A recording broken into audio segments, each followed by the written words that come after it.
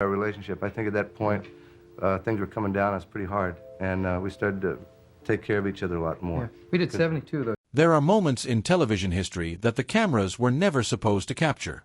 Moments that slipped past the editors, flew over the heads of network executives, and landed directly in the living rooms of millions of Americans who had absolutely no idea what they were witnessing. The Smothers Brothers Comedy Hour was a show built on pushing boundaries, on saying the unsayable, on smuggling truth inside the wrapping paper of entertainment. But on one particular night in 1967, something happened on that stage that nobody planned, nobody approved, and nobody could take back. The censors missed it. The director didn't catch it. And by the time anyone realized what had gone out over the airwaves, it was already history. To understand what made that moment so explosive, you first have to understand the world that produced it. Tom and Dick Smothers did not arrive in Hollywood as polished television personalities. They arrived as two brothers shaped by loss, held together by music, and driven by something that most entertainers of their era deliberately avoided: honesty. Their father, Major Thomas B. Smothers, Jr., was an Army officer who was captured during the Japanese invasion of the Philippines in World War II. He survived the brutal Bataan Death March, was transferred to a prison camp in Japan, and then, when the war was nearly over, was moved again. He never arrived at his destination. Of the 110 men transferred with him, only 36 survived. Major Smothers was the last to die. Tom was just 4 years old. Dick was 3. Their mother Ruth raised them alone in California, working long hours while her boys grew up understanding, even if they couldn't articulate it, that the world was not always fair and that silence in the face of injustice was its own kind of wound. That background gave their comedy something most variety shows lacked entirely: weight. When Tom stood on stage and played the confused, innocent brother, and when Dick responded with weary exasperation, audiences weren't just laughing at two funny men. They were laughing at something real. The brotherly tension wasn't manufactured in a writer's room. It had been lived in, argued over, and refined across years of shared grief and shared ambition. Their signature line, with Tom turning to the audience and declaring that their mother always liked Dick best, drew laughs precisely because it felt true. Not universally true, but emotionally true. And emotional truth, delivered with perfect timing, is the engine of all great comedy. Their professional story began in earnest at the Purple Onion, a small club in San Francisco, where they were booked for 2 weeks in 1959 and ended up staying for 36. Just months before, they had been earning $2 a night playing in small venues. By the end of their run at the Purple Onion, they were taking home $2,000 a week. The audience had found them, and once found, couldn't let go. Their blend of folk music and bickering storytelling was unlike anything else on the circuit. They were funny in the way that only people who have actually been through something can be funny, with an undercurrent of feeling that elevated every joke above the level of mere entertainment.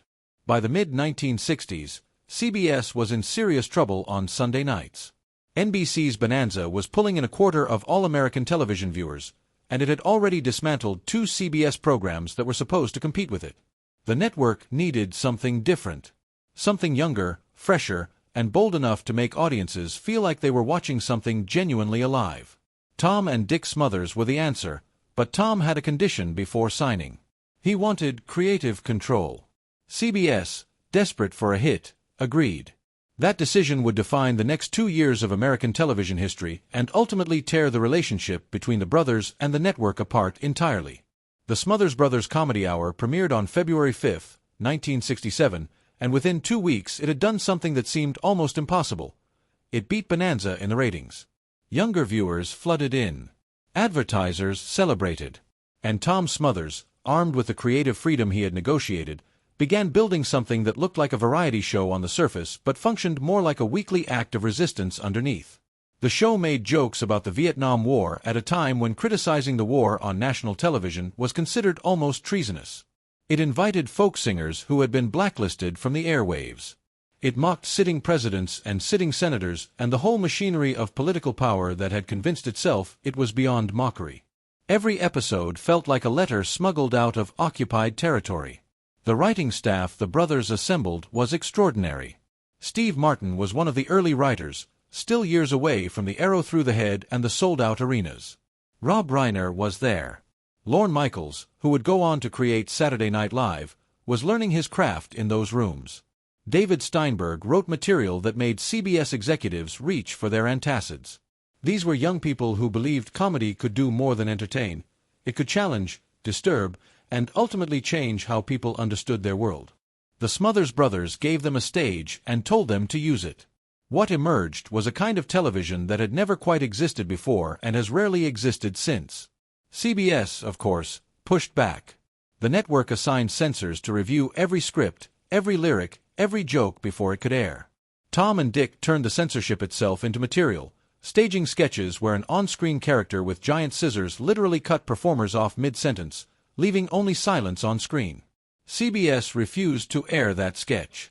They pulled a segment with Elaine May whose final line cut to the heart of what was happening, that if you couldn't say anything important, you were just deceiving audiences with hollow entertainment. The censors, apparently, did not appreciate having their censorship censored. The cycle of confrontation deepened with every episode, every rejected tape, every last-minute demand for rewrites that arrived hours before broadcast.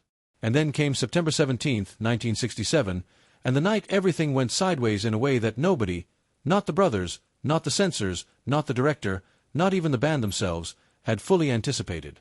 The Who had been booked to perform My Generation on the Comedy Hour. By 1967, the band was already known for a certain theatrical aggression. Pete Townshend's windmill guitar strokes, Roger Daltrey swinging his microphone like a weapon, the controlled violence of their stage presence. But the mastermind of chaos behind the drum kit, Keith Moon, had decided that a television performance required something extra. Something that the censors, focused as they were on words and political content, would never think to scrutinize. Something physical. Something loud. Something that once it happened, could not be unhappened. Moon had secretly packed his bass drum with explosives. Not a modest, manageable amount. A quantity significantly beyond what anyone had discussed, agreed to, or even imagined. His own bandmates were unaware of what was coming. Townshend didn't know. Daltrey didn't know. The stage crew didn't know. The director sitting in the booth with his hand on the broadcast controls certainly didn't know. Only Moon knew, and Moon, in the tradition of men who have decided that the moment demands spectacle, was entirely at peace with what he was about to do. When the climax of My Generation arrived, the drum kit exploded. Not popped. Not flashed. Exploded. The blast was enormous, sending smoke and debris across the stage in every direction. A fragment of a cymbal struck Moon and knocked him backward off his stool. The force of the explosion was so powerful that it caused immediate acoustic trauma to Pete Townshend's ears, damage that would prove permanent, costing him nearly 90% of the hearing in one ear and condemning him to decades of tinnitus that he later described as a constant, unceasing ringing that made the simple act of playing guitar, the thing he had devoted his life to, genuinely painful. The audience, stunned into absolute silence for one suspended second, erupted into screaming and applause. In the aftermath of the smoke and the ringing and the chaos, Townshend reached out and grabbed the nearest guitar he could find. It happened to belong to Tom Smothers. It was an acoustic guitar, the kind of instrument that has no business being in the same room as what had just occurred. Townshend smashed it on the stage floor. Tom Smothers stood there looking at the wreckage of his guitar with an expression that perfectly captured the spirit of the entire evening, somewhere between disbelief and the dawning recognition that this was simply what happened when you invited The Who onto your television program. That moment, the explosion, the flying debris, the smashed guitar, Townshend's hair singed and blown into a wild halo around his head, Moon dazed and bleeding slightly from where the cymbal had grazed him, all of it went out over American airwaves essentially unedited. The censors who had spent months scrutinizing every syllable for references to Vietnam or President Johnson or the counterculture had not thought to review the structural integrity of Keith Moon's percussion equipment. The cameras captured everything. The broadcast captured everything. Millions of Americans sitting in their living rooms watched it happen in real time, and for many of them, particularly the younger viewers who had been tuning in specifically because the show felt alive and dangerous in a way that other television did not, it was the most extraordinary thing they had ever seen on a screen. What the cameras also captured in the background, amid the smoke and the confusion, was something the network had not intended to broadcast. The chaos of the moment had loosened the usual tight control over what appeared on screen. A glimpse of something backstage, a reaction, a detail that the careful machinery of CBS censorship would normally have ensured never made it to air. In the disorder following the explosion, it slipped through. It was the kind of moment that made people who saw it lean toward their television sets and say, quietly, wait. Look at that again. Did you see that? CBS saw it. Eventually. And what followed was exactly the kind of internal alarm and frantic consultation that characterized the network's entire relationship with the Smothers Brothers.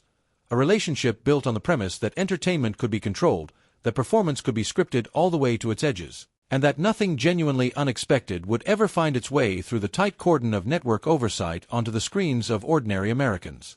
The Who's performance, and that unguarded moment caught in the background, was proof that the premise was wrong. The broader story of the Smothers Brothers Comedy Hour is ultimately a story about who gets to decide what Americans can hear and see and think about. Tom and Dick Smothers, two brothers from California who had built their act on the rawness of real sibling feeling, found themselves at the center of a battle that was about far more than their television show. Pete Seeger, who had been kept off American television for nearly 17 years because of his political beliefs, finally sang his anti-war song Waist Deep in the Big Muddy on the Comedy Hour in February 1968 after public pressure forced CBS to reverse its initial decision to cut the performance. It was the first time a blacklisted artist had directly challenged a sitting president from a national broadcast platform, and it happened because two brothers had decided that their creative freedom was worth fighting for, even when the fight was exhausting and the costs were real. The Beatles sent promotional films for Hey Jude and Revolution to the show in 1968, giving American audiences their first experience of what we would now call music videos. Jefferson Airplane sang Crown of Creation, a meditation on nuclear anxiety, in prime time. Buffalo Springfield played For What It's Worth. Steppenwolf brought Born to Be Wild into American homes that had never heard anything remotely like it. The Comedy Hour was not just a television program. It was a portal, and the Smothers Brothers had fought for the right to decide what came through it. CBS canceled them in April 1969, using a dispute over tape submission deadlines as the official reason, while everyone involved understood that the real reason was political pressure from the highest levels, including President Nixon, who had made his displeasure with the show known in terms that left little room for interpretation. The show was one of the 10 most watched programs in America at the time of its cancellation. It didn't matter. The brothers sued CBS for breach of contract and spent 4 years in court before winning a judgment of $776,300, a ruling that established the principle that networks could not use censorship as a disguised mechanism for cancellation.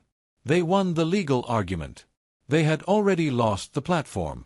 Jimi Hendrix, performing at the Los Angeles Forum on April 26, 1969, paused before one of his songs to dedicate the show to the Smothers Brothers.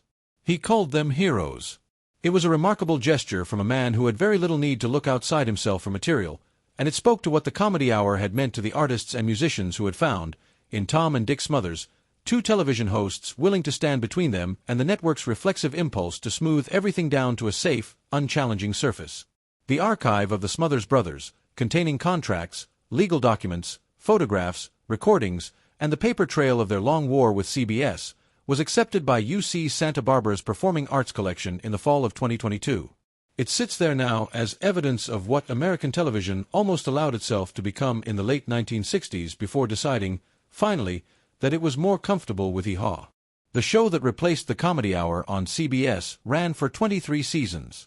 It had no political content, no anti-war sentiment, no blacklisted folk singers, and no Keith Moon packing explosives into his drum kit on a Sunday night while the censors looked the other way. But the censors could not look away forever. The moment had been broadcast. The camera had caught what it caught.